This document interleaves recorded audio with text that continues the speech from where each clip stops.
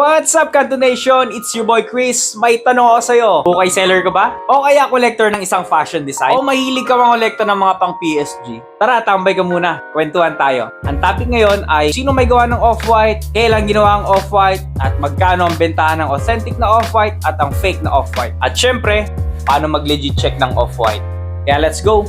Alam niyo ba kung saan namin nakuha yung ideya ng logo ng Kanto Thrift? Ang logong ito ay hinawig namin sa logo ng Off-White na gawa ng isang sikat na fashion designer na si Virgil Abloh.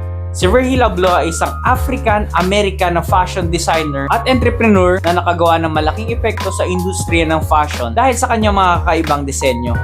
Si Virgil Abloh ay pinanganak noong 1980 sa Rockford, Illinois, kaaral ng engineering at kalaunan ay naging architecture na naka-impluwensya sa kanyang mga aesthetic na disenyo. Inilabas niya sa publiko ang sarili niyang fashion label na Off-White noong taong 2012 na mabilis na nakakuha ng atensyon ng marami dahil nga sa mga streetwear-inspired na mga disenyo. At si Virgil ay mabilis na nakipag-collab sa iba't ibang brands kagaya ng Nike at Converse. Pero ito ang hindi alam ng karamihan. Share ko sa'yo. Alam niyo ba na bago i-release ang Off-White, ang naunang brand and logo ni Virgil ay Bean Thrill. Kung pamilyar kayo sa Bean Thrill na logo na madalas sinusuot ng mga rapper o kaya sikat na mga K-pop at nasuot na rin ni Kanye West, inilabas niyang brand noong 2012 at kalaunan ito ay naging Pyrex Vision sa City of Milan sa Italy. Yun ay si Virgil Abloh pa rin ang may gawa. Pero napagpasyahan ni Virgil Abloh na mag-rebrand ng company bilang Off-White sa loob pa rin ng taong 2012. Noong 2018, si Virgil Abloh ay naging artistic director ng isang sikat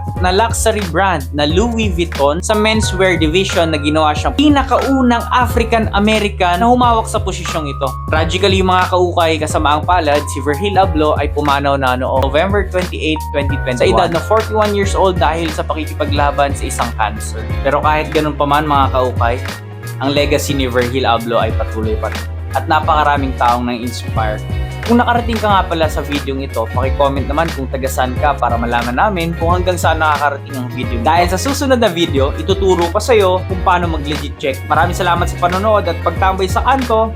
God bless mga ukay sellers at more sales sa inyo.